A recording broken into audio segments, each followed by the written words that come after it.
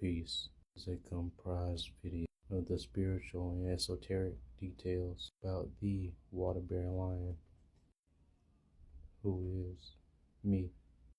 When you see in nature, beware. Honor nature. Nature honors you.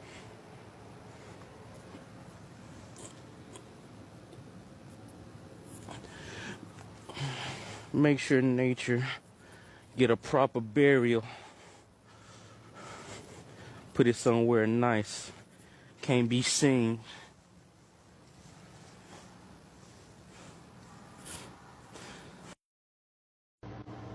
I have seen the lakes of fire. The devil appeared to me as a teenage Khazarian girl. This was when I was a teenager. There was a door behind her. A door with souls that were screaming and yelling in torture.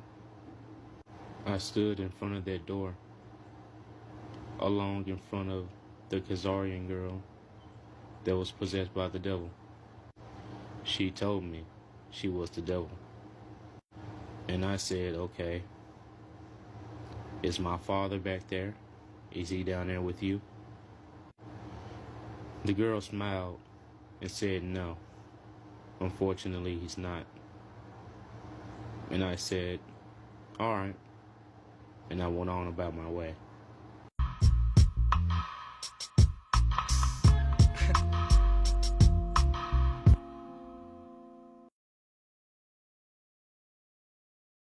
The demiurge symbol is literally in my name. Talking about duality of the cosmos standing with one unified structure. So Purva Bhadrapada unifies all polarities and tells you that everything is one and same. It's a fire that will destroy everything. Now amass all of the 1/4 of reality. We're going to amass all of the object-visual altar, and then we need Vaishvanana, an all-consuming fire, the divine serpent of manifest reality. It means the divine snake, the divine serpent. It means 1/4 of Brahman, 1/4 of Brahman, 1/4 of divinity, 1/4 of this divine non-created substance. Serpent of manifest reality exists, but is not created. It's not material, it's not an object in the external world. It's the subject which generates the external world of objects. That's what it's eternal. That means eternal, something that eternally exists. It's not created. It is Brahman. Brahman means consciousness.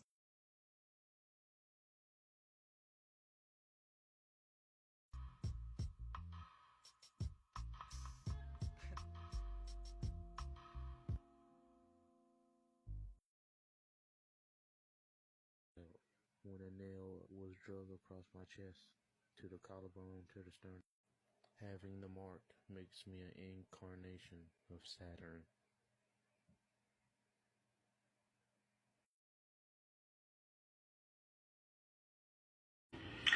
See, Venus, it is not a feminine energy. A lot of individuals, they misunderstood the Venus as a feminine energy. This is actually the Shukracharya, that is the guru of the demons. So the guru of the demons is having a lot of Riddhi and Siddhi as well. By mean to say Riddhi and Siddhi is the mystical knowledge and the mystical energies as well. Have you heard Tantra Sadhana and the Mantra Sadhana? Both of these things are going to be associated with this Venus. Because this Venus has the ability to give curse to other individuals as well. And if you receive the curse from these individuals, that is going to be a permanent curse. So you must have to behave in a very good manner with these individuals. Because I will tell you, they are very pure-hearted souls on this planet Earth. If they are receiving that kind of a pain, sufferings and everything from the love life, so that is giving them some other mystical powers as well. Because love life, supreme divine energy which is present above us, whether you call it as a God, Allah or the Jesus Christ, anything, but there is going to be some higher source of energy over there. So this Venus is having direct connection with that higher source of energy. You can't deny what if life's a lie.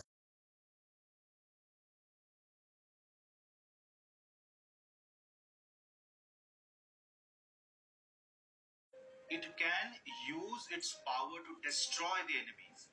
After all, it's one of the symbol of nakshatra is sword and fire also. So it can destroy the enemies.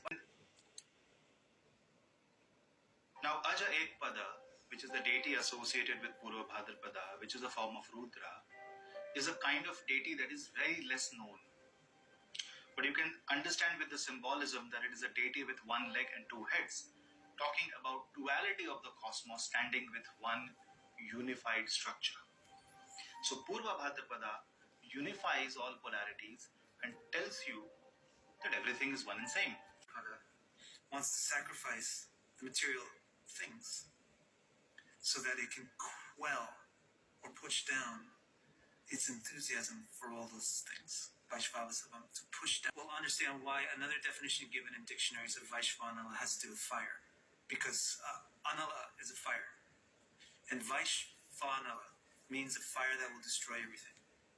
Now, Ajasyaikapada, we're going to amass all of the 1/4 of reality. We're going to amass all the objects in the world in front of Purve Proshtapada, in front of the sacrificial altar, and then we need Vaishvanana, an all-consuming fire. Now, why do we need an all-consuming fire? Because we want to reveal something, the essence that's in them, the commonality, the true underlying nature of everything. And finally, let's look at or human, or Brahma, the creator of the universe. What do they all have in common? There were so many things different, but what do they have in common? It's Aja. So consciousness, or the Aja, is the thing which is Vaishvanara world. Okay, so that's why I say the divine serpent of manifest reality, because that's what Ajayakapat means altogether. It means the serpent who represents the manifested material, tangible world. And that's what this nakshatra is going to have a lot of focus on. It's an avatar of Rudra. Rudra is the angry one, the destroyer. So this nakshatra is also going to have some sense of anger to it. And that anger is going to have some connection to the material world. That basically means foot. So 1 foot, ekapat. In Sanskrit, you use the term 1 foot to refer to snakes, the one-footed of the snakes. So Ajasya Ekapat means the divine snake, the divine serpent. So that's why the translation starts off with saying the divine serpent. But then I say the divine serpent of manifest reality. So what's that all about? It means 1/4 of Brahman, 1/4 of Brahman, 1/4 of divinity, 1/4 of this divine non-created substance. Of manifest reality. At the front of the altar's base needs the universal divine fire to dissuade all of material existence. So it's something that exists but is not created. No, it's not material, it's not an object in the external world. It's the subject which generates the external world of objects. That's what Aja is. It's an eternal. That means eternal, something that eternally exists. It's not created. It is Brahman. Brahman means consciousness. They went to war against the righteous archon, Yaaldaboath, and in triumph he would go on to create the seraphim, the angels that rotate around the throne saying, holy, holy, holy, to celebrate Yaaldaboath. And eventually he's responsible for creating Jesus. Yaaldaboath in this myth creates Jesus Christ himself. Thus, at least in this myth cycle, the rebel archon Yaaldaboath who creates Jesus, he's empowered from above and will eventually be sent into our realm to teach the path of redemption. Thus, in a very important sense, it's actually an archon, a redeemed archon, but an archon that ultimately provides the path to salvation via the teaching.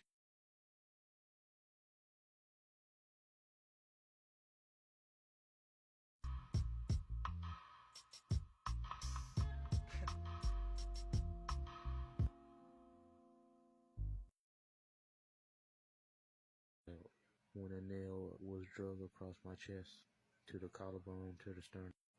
Having the mark makes me an incarnation of Saturn.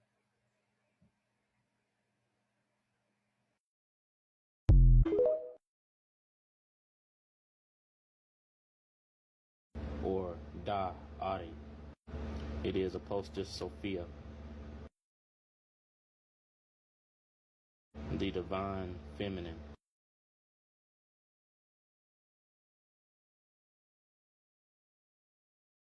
The triple black darkness of space.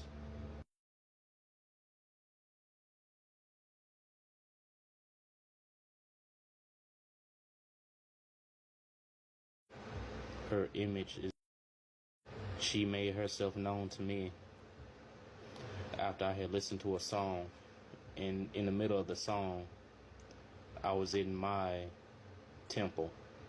And within my temple, I seen this black lion. I didn't imagine it. It just appeared on the scene.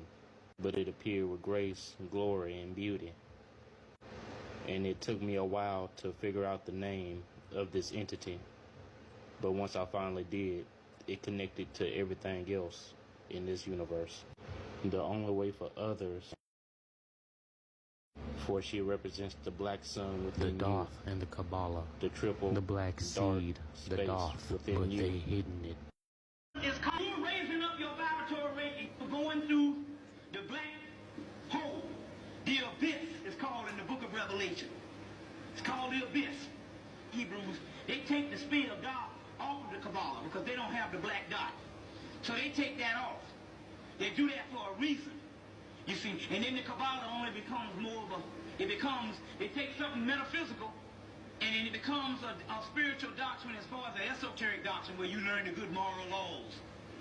It automatically reverts back to moral dogma. They take that dot off because that dot is the battery. That's the black dot. That's the black dot. They take that off of the Kabbalah. But the dot is right here. Now, your whole thing of crossing down dot. This particular dot is behind the spirit is just like the back of your head. You have the melanin at the top of the spine and the base of the skull, which is right here, which is dark. That's called the black sun. Y'all all right? That's called the black sun. Now, what happens is when you go up, let's put this right here. I am the life force of the Mother Goddess, Sophia, the Adi. Revitalization of the Mother Goddess, so I can bring out extreme and volatile forces, occupying dark and mid-stormy places or spaces known as astral, the unborn form of fire, lightning, my birth symbol, a man with two faces, crossed swords, the physical representation of the skull and bone society, the presiding deity of the tutelage archetype, the ancient fire dragon, to believe or to be believed, to be unborn, a unicorn, Minosaurus constellation, butterfly nebula, the power to rise to evolutionary level of the spiritual or fire within. A tremendous being described by the Shirokoma was yet another, even higher angelic being than the first one he described. It was a kind of divine glory typically only reserved for perception by the angels and the various celestial intelligences alone. We weren't supposed to be able to see this being, with perhaps some of those mystics ascending even higher than the biblical prophets. You see what he did there? He made the mystical rabbis even better than the prophets. The prophets had just seen this angel, but the Merkava mystics, they had seen this supernal kavod. It's a pretty clever trick. He kind of does one over on the Karaites.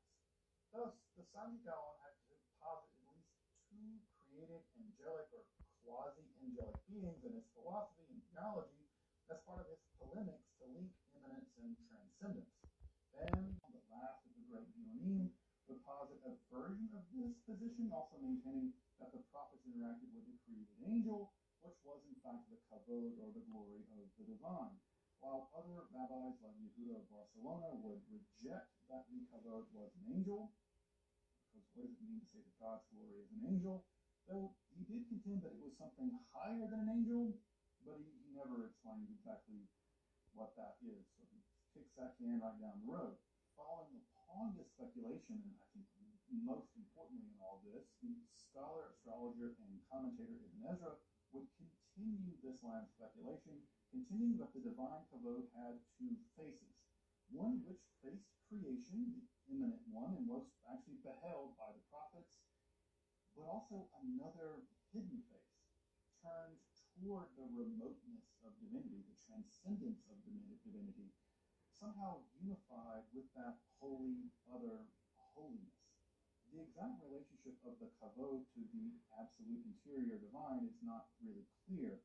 Somehow it clings to the divine, davat to the divine, rendering it united and yet distinct from that remote transcendence. What will later become the typical language of emanation, or azal, isn't yet present in Ibn Ezra, but what is also missing at this point is the idea of the kavod being created. At this point, the kavod, angel or not, seems to come into existence as an extension or modality of the divine.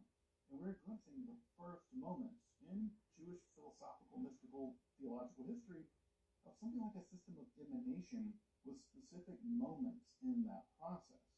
Experience of the divine by prophets and mystics. It seems like this kavod speculation, especially as taken up in the idea that the kavod was a kind of created angelic being, had actually become diffused through Jewish intellectual and mystical centers by around the 12th century. Yehuda ben Samuel of Regensburg was commentary to Ibn Ezra's commentary on the emanation of the divine glory. Rabbi Yehuda presses his thinking even further than Ibn Ezra. The manifest glory is in fact divine. It's an emanation of the divine, but it's also the proper recipient of the prayers of Israel. Now, this is no minor declaration. Prayer had, since the destruction of the temple, served as the primary by which Israel had communed with the divine. Rather than raising the smoke of incense or sacrifices, Israel now raised prayers. Further, worship of any kind was an especially tricky topic in Judaism, because idolatry of any kind had to be carefully avoided because it was one of the most, if not the most serious sin in Judaism. Thus, any mistaken worship could be taken as avodah zarah, or foreign worship, the worst sin, as I just mentioned. So why was the manifest divine kavod the proper target for the prayers of Israel? Precisely because the kavod was not created. It was emanated as an extension of the hidden divine, distinct, but in no way separate. Any created being, even an angel created by God, could never be the target of prayer. That's just idolatry, full stop. But the emanated divine kavod serves this function wonderfully and allows for a literal reading of the Merkaba mystics, the prophets, etc. However, an even more esoteric school would press this logic even further. In fact, this school was so esoteric that it wasn't even fully comprehended to exist separate from the German pietists, the Kashi Ashkenaz, until recent analysis in the past 20 years have actually revealed that their literature doesn't line up with this previous idea. Now, we don't know the names of this group, basically. We don't know where they flourished, maybe Germany, maybe France, maybe even England to some degree. How many of them there were, or even what happened to them. They seem to flicker into existence sometime in the late 12th century. They persist for 3 or 4 generations, and then they were probably just absorbed into the tidal wave that became the Kabbalah. But their writings are distinct for several reasons. The first is that they claim to be the inheritors of esoteric teachings going all the way back to the lineage of the prophet Jeremiah through his son Ben Sira of the scandalous alphabet of Ben Sira fame. That's another question why they would teach their horse to this guy. his son Uziel, and specifically via a baraita they attribute to Joseph ben Uziel. The contents of this text, which further unify the school, the baraita of Joseph ben Uziel, along with a religious hymn or pew, typically which is attached to it or accompanies it, along with much of the literature of this esoteric circle, are actually profound and sustained commentaries on the Sefer Yetzirah. That seems to be the core text that unites this circle. Now, I've done a very long, deep dive on the Sefer Yetzirah, or the Book of Formation. I say very long, I could do 50 different episodes in the Sefer Yetzirah. I'm still not understanding that thing any better. But if you want a bit of a deeper dive into the Sefer Yetzirah, check out the card above. But furthermost remove divine transcendence, and Deus absconditus, which undergoes a twinning, to use their language, in which the element of Elohim becomes apparent as Yahweh. This kavod, however, unlike other schools we discussed, remains totally hidden away as Elohim, or the kavod nistar, the hidden kavod. This hidden kavod remains in the primordial realm beyond all contemplation or understanding.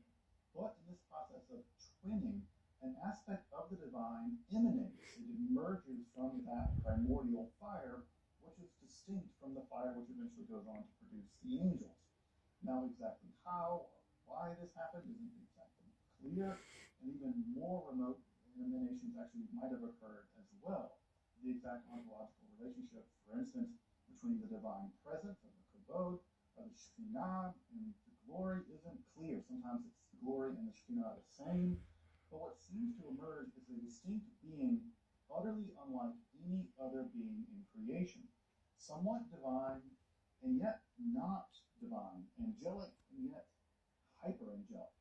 Hence the term for this being, the Keruv HaMayuchad, the special or the unique cherub. The Keruv HaMayuchad is formed like a candle which is used to light another candle, composed out of the same divine fire, but with a fire that burns such that it can be seen, unlike the hidden flame of the Kavod Nistar of Elohim, the hidden glory of Elohim. This angel, which many texts do identify with Yaaldaboath, is the being seen by the prophets, and for which the anthropomorphisms of the Bible and the Shiur Kumah is true. This is the only entity we ever behold. We even learn the name of the unique cherub, Achatriel, a reference to a Talmudic story where that angel, Achatriel Yaaldaboath, was seen to have appeared in the Holy of Holies on Yom Kippur. So, in this way, the Keruv HaMayuchad might be seen as the most powerful and yet most esoteric angel in all of Western esotericism. I imagine most people have never even heard of these legends. However, this circle is emphatic that the Keruv HaMayuchad is divine, the object of prophetic visions, but it is absolutely not the target of prayer. Rather, prayer should only be rendered to Elohim, to the Kavod Nistar and the hidden glory detailed in the Sefer Yetzirah, as beyond all visual reality, but yet somehow accessible through speech and oral communication. That still small voice at the very limits of being and non-being. However, along with the emanation of the Shekhinah, or the divine presence, might be prior, or the same as the unique cherub. There isn't clear the relationship of them.